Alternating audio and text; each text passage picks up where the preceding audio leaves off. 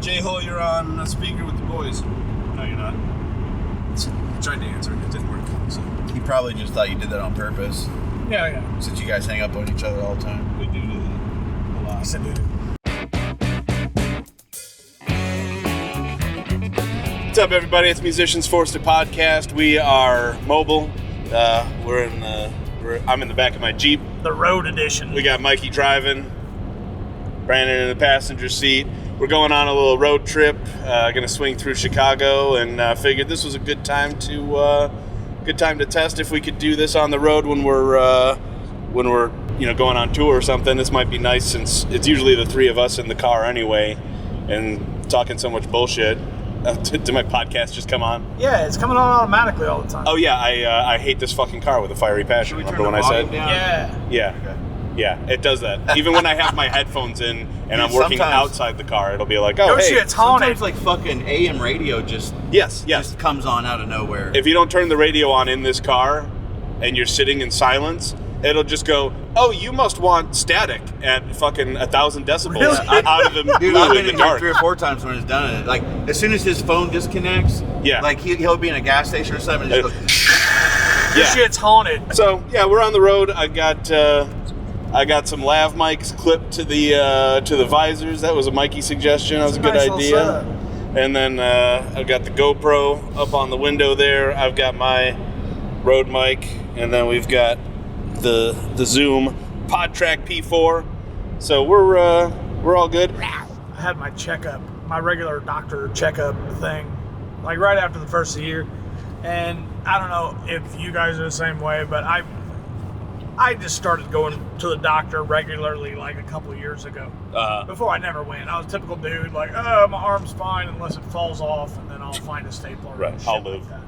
Well, I mean, I dislocated that finger, and I popped the fucker back into place and just went back to work because my deductibles are insane. Yeah. You know, our insurance sucks. But I go, and I'm expecting, like, you gained 40 pounds, you got fucking face cancer, whatever. You're gonna die. Yeah. All the worst case scenarios, that's just in my head. But I'm like, just face it, fight your fears, that kind of shit. But I went, and I was actually, I don't know how, but I was 15 pounds down from my last checkup. Fuck yeah. My A1C went down 0.2 points, so I'm back like pre-diabetic kind of thing, you know. And I was talking to him. He's like, "You're making progress." I'm like, "I don't know how. I haven't been really doing shit, but maybe it's just the state of the world. Hey, depression is a great weight loss drug." Yeah. But stress eats a lot of calories. well, I talked to him. Everybody's doing cheat code, you know, like Ozympic and shit like that. And I mentioned to his little assistant, I was like, if I was going to be up, I was going to ask about what my options are as far as the shot goes, and if my insurance would even cover them, that kind of shit. They said, since you went down and since your A1C went down below diabetic, then you might not qualify. But we ran it anyways, and he ended up putting me on a small dose of Trulicity, which is like a once-a-week shot. It's like all the other ones, Mounjaro and Ozympic and shit like that. So, put in the prescription, and our company just switched insurance providers at the beginning of the year. So I had to go to Walgreens and update my insurance. Before the insurance took, they shot me the price, and they were like, okay, 1 month of Trulicity, that'll be $1,200. I'm like, suck my dick. Jesus Christ, dude. Only in America. It's only $300 a week. Oh, yeah. Yeah. True. I mean, when you put it like that, I guess I never thought of it for like that. peace of mind. Then insurance came through. They sent me another invoice, $25 a month. Much more doable. That's fucking criminal. It is. Yep. It absolutely is. But, hey, that's the God. States, baby. So I took it yesterday, and I was fine. Not hungry at all. Like, nothing even sounded good. I was just kind of like existing in space, which was weird. But I didn't mind it. But so it comes around to lunchtime, and I ran a couple errands on lunch, and in your brain you're like, it's lunchtime, I should eat something. Yeah. You know, so I stopped by First Walk, got like a beef and broccoli. I ate maybe a fourth of it, and I was stuffed. And then the whole rest of the day, I had like one of them gas bubbles like behind your sternum. Yeah. That wouldn't move. And I'm like, if that's what this is, man, I'm not sure I'm down for this. But I didn't eat anything the rest of the day. I think for dinner I had like 3 slices of turkey, lunch meat, and a pickle. Shit. That was like all I could muster. I'm feeling good today. Had some eggs and toast and shit this morning, so all good. But they said it slows down your digestion in your stomach, so the food stays in your stomach longer to digest. But it also cuts down your food noise, which I had to Google that shit. I never even heard what food noise was. Yeah. I guess it's like your brain telling you, you deserve something sweet. You should get something like that. Oh, man, I need that. Oh, my God, I need to dude. turn It was off that. amazing. Like, nothing sounded good. I had, like, chocolate chip cookies at home. I'm like, we'll see how it goes. I think he said a checkup in, like, 3 months to see how it's going. Yeah. But I got a 2 month supply. I do have to take a week off of it in April because just turning 45 in December, time for baby's first colonoscopy. Coming up in April. Man, looking forward to that. Let me tell you. What's the closest to your colon? Is it the small intestine or the large intestine? Which is like the closest to the exit? I can't remember. I think man, I went to public school, man. I don't know that shit. We're kind of nudging this over to the entertainment realm. Hold on, before you do that. I gotta say one thing real quick. Yeah. I was gonna say on what you guys were talking about was one thing that I used to do that I've trained myself to mostly to not do anymore. I would get upset, agitated, irritated by anticipation of what was about to happen. Oh yeah. And so like I still struggle with that for sure. I would be thinking about, well, fuck, in 5 minutes, this customer's gonna come in. Yep. They're gonna see this ain't done and whatever. And then now I'm like, calm the fuck down. If that does happen, it happens. Yep. And it's about, or like in traffic, like somebody's cutting me off and shit, yep. and I can see like there's a train up ahead, and I just like, stop, just take a breath right now before this shit happens, before you get to the train, before the customer gets here, and anticipate that it's going to happen, and also be peaceful about it now before it happens.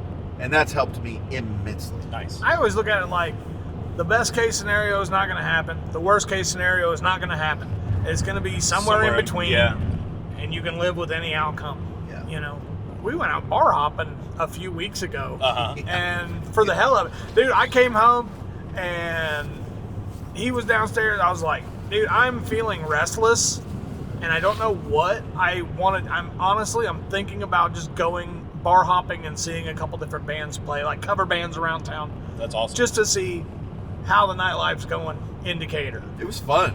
It was. We went to the VFW and checked out West End Boogie Project for a while, and it was so fucking adorable, dude. All these like 80-year-olds up on the dance floor dancing to 50s tunes and doo-wop and shit. That was fucking great. Then we went by 48 and seen Josh Holland for a minute.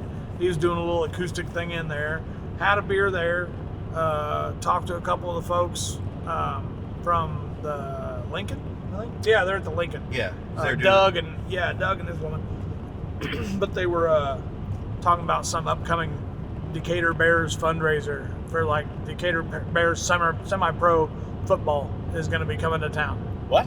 Yeah. So February 21st, we got back to town. They had it. Yeah, they had it for a while. Yeah. But Decatur's the home of the Chicago Bears. That's where they started. Well, they had for a long time the Bears semi-pro football in town. Mm-hmm. We played one of their things years ago, but it's pretty cool. They used to play down at like a Borg Warner area, Yeah, I think they're going to be playing at Stephen Decatur now. So they got a fundraiser coming up at the conference center to raise money for this thing, and we told them if we're in town, we're down, because that'd be fun as hell. But I told them get a hold of the Bears, maybe get some signed merch, get a Caleb Williams jersey or something. That'd be dope. I'd bid on them shits. Hell yeah. But that was a good time for that to be happening. Oh my God, dude, I'm amped. Got 49ers Seahawks tonight. I need the 49ers to win. In trouble. Sacked. Ball is out. Seattle has it. And then Bears Rams tomorrow. Obviously, I need the Bears to win. Mavis from 42 online, and it's good. And the Los Angeles Rams go to the championship game. Hugh, I hijacked your whole thing like about 15 minutes ago, and I'm sorry. Oh, it's okay. We weren't on really any sort of... I didn't mean for it to... No, it's cool. Oh, his meds? I don't know. He said something about... I thought he said sports or something. Oh, no, something about entertainment. Okay, Yeah. so... just... Have you heard about, like, certain things, like, content now? So, like, even movies. Like, as far as, like, Hollywood movies... like writers being told, you need to assume that what you're creating right now is being watched on a second screen. Whoa, what? Yes. So there are some people out there who are producing films and TV and stuff where they're saying, I know that the audience is going to be looking at their phone and just kind of half paying attention to this. Uh-huh. And so instead of saying that's their fucking fault, they can rewatch it if they want to see what they missed, they are telling writers and producers, you need to like embrace that behavior? Yes, you need to embrace and encourage that behavior, and you need to dumb this stuff down and constantly be recapping and explaining what's going on. The cop movie, every 2 minutes, he's like, I'm still in a car chase chasing this bad guy. Yeah, I mean, boss, still here chasing this bad guy in a car chase right now. Did you see the fucking... I don't know if it was actually War of the Worlds or if Did it you was get that, just you big fucking War idiot? of It's a car chase. Did you see the movie with fucking Ice Cube sitting at the computer? That's every cop movie comedy from the last 20 years. No. This one is literally... The whole movie takes place on his computer screen. I have seen that. It is I've seen a trailer for that. awful. It looks stupid. They got something like that with Chris Pratt, too. Yes. Where the whole movie is an AI trial and he's sitting in some Clockwork Orange chair. This is so they can shit these things out on a green screen, use all found footage and stuff and just kind of cobble it together. And also, they can just keep reminding you, like, this is what's going on. Boy, this is a top secret military installation. They don't let thumb drives in the building. Faith can load it here and I can get it to you. How? Prime Air. Oh, it's the feed trip delivery. They've been training us for months. I need you to place an official order on Amazon to activate the drone. Nuts.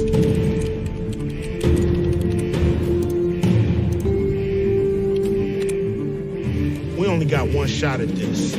I skipped through it. It was fucking awful. But part of the reason that stuff is being produced more common now is because second screen. Because they're calling it second screen content. They're assuming that you're going to be browsing Instagram and reading your posts. Kind of aligns with that video I sent you yesterday about the music video stuff. Like, if you're not trying to target shots in your music video that can be clipped into reels and TikToks and shit, then you're shooting yourself in the foot, which is sad as hell. Yes. Oh my God, it's irritating. Like, and that's like, I'm just like our music. I'm just gonna keep doing what we do. You know, if there's a really good strategy, if you say take your music video and make some reels out of it, cool, I can do that. Right. But if you tell me like, hey, sacrifice stuff your that art. Sucks. No, I'm not gonna do that. Right. We're in our lane and we know. We're the only ones in our lane. Bam, bam, bam. I wish I had it on this sound pad. I think you do. Anyway. But, try the sound pad out. I think you got it. I did. I've got jazz horn, applause, and a rim shot. Oh, the rim shot. That's what it was. What are we gonna Let Us Pray song? We don't know what it's called yet. Yeah, but the it's just the untitled church song. Yeah, the untitled church song. I had it called Pretty People, but I think I'm gonna change. Okay. I was trying to think of like one word church related terms like hymnal or testify or salvation or something like that. If it's a song, a religious song, it would be a psalm. That's a hymn. A hymn is in a book. A psalm is a Psalm is in the book. Psalms are songs, motherfucker. That's what they are. Psalm 23. It's a song. They sing that? Yeah. What's a hymn? A hymn's a church song in a book. Like a follow along thing, right? Like. Yeah. See, that's what I thought. A hymn. A hymn is a modern thing. A psalm's an ancient thing, but they're both music. As an employee of the funeral business, I deal with them quite a bit. I think you might be wrong. I think you Psalms might. are sacred poems from the Bible. Poems. Often expressing deep human experience with God, while hymns are songs of praise and doctrine, songs of often praise. written later, focused on praising God's character. Written later. Praise songs. Hymns are songs. I'm not saying I'm right. I'm just saying you're wrong. Psalms are often sung. I guess. Okay. Sing song. I mean, I did spend like Sing my a whole song of childhood psalms. in church. So. All the sing song day. I went to church. I know a lot of hymns. How about we just agree that we both don't know No, a shit lot of about hers. fuck? Like in Catholic church, it's like liturgy, like Yeah. like fucking liturgical, whatever, back and forth. Yeah. And now we call the liturgy is like a mass that does not happen at the church. Like if we have a funeral at the Catholic church, it's a Catholic mass or a funeral mass. Uh-huh. But if it's off the grounds around there, it's a liturgy. I didn't know that. Yeah. Really? Yeah. Because liturgy in church is when they're speaking and then it's like repeat. Man, they get up with the fucking terminology, man, because for a long time, for years, we were calling them massive Christian burial. And then one of our directors is Catholic, and she's like, it's changed, now it's just funeral mass. So I don't know if they all agreed, like, we should call this something different because TikTok, because of views. I want to go to TikTok mass. Yeah. I went to a 60 seconds long. Episcopal church for a while, and it's kind of like Catholic light. So Yeah. it's like they have the liturgy Lutheran is too. and all that, like Yeah. Christ be, or may the Lord be with you, and also with you, like all that type of stuff. Right. But so I learned a little bit about, because you have to go through. What's the thing you got to go through in Catholic? Confirmation. Confirmation. You got to do that for Episcopal too. Quinceañera. You gotta go to your quinceañera. Yeah, that's where they check in with you. Hey, you're still cool with the Lord, right? Yeah, be cool. It's weird, man. At work, it's weird the little nuances and shit, the differences in cultures. Because you have to make an order of service and stuff and print it off for the people. Oh, so man. they would give you the order of service that you have to type up and print in the folders and stuff. And it was like, no, you got to say bishop here, you have to say minister here. This is sister so-and-so. This is like, why are you guys making this so complicated? I guess, I don't know if you have to save up enough sins or whatever to get a special upgrade on your title, or Right. you gotta find an ancient relic. You're like, now I'm a bishop. I just got my 7 years on my minister thing just because Chris dared me to do it because he did it. So You've been a minister for 7 years? Yeah. No shit. Good. Yeah. With what church? I get I don't know. Is it It was the Universalist same or place something? that he went to get his thing. The Lebowski Church of Dudism. He called me one day and he goes, "Hey, you should be a preacher." And I'm like, "What?" He goes, "I'm a minister and it's hilarious. And here's how you do it." And so I did it. Rick's like a minister of bacon or something like that. Yeah. I always thought about doing that, and I never actually made the push. My roommate in college, actually, a guy I was texting with yesterday, Brandon, about your buddy, about shows in Chicago. Yeah. Me and him used to play in a band at Milliken. We were roommates, and we would just go do acoustic shows. And he went by Rev. People would call him the Reverend. And so it was Boogs and Rev doing shows. Nice. Yeah. Actually, and I found out later that Elida and her friend, they would come out and see us before, I had really met her. Oh, really? Yeah, she was coming to see me play. One of the things she said, She's like, I'm gonna marry that man.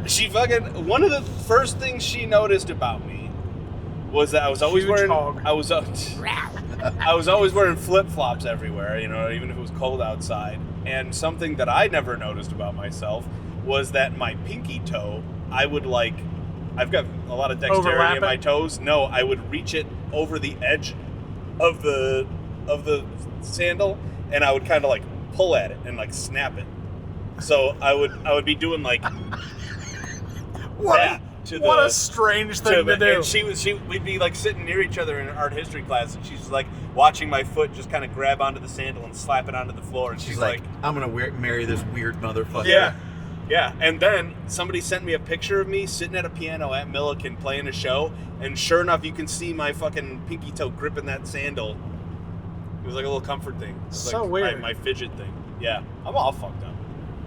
He's grabbing his shoe with his pinky and biting his fingernails off. Yeah. Hey, so this has been Musicians Force Podcast. I'm Mikey, that's Brandon. Yep. Hugh's up in the back seat. And this has been Harlem Hayfield on the road. So do us a favor, like, subscribe, comment. Make sure you subscribe. We don't think you love us unless you subscribe. Yeah. You have to prove it through metrics. Yeah. But yeah, we'll see you next time. Bye. Peace. Go ahead and hit that record button on the side, Brandon. Is Big Soft Titty on again? Yeah. God damn it. I got the volume Go now. ahead and pause it, though. There, no, it's just volume. Well, I mean, I'll pause it, Yeah. but it ain't gonna do shit. But, Is Big Soft Titty on again? You got to keep that.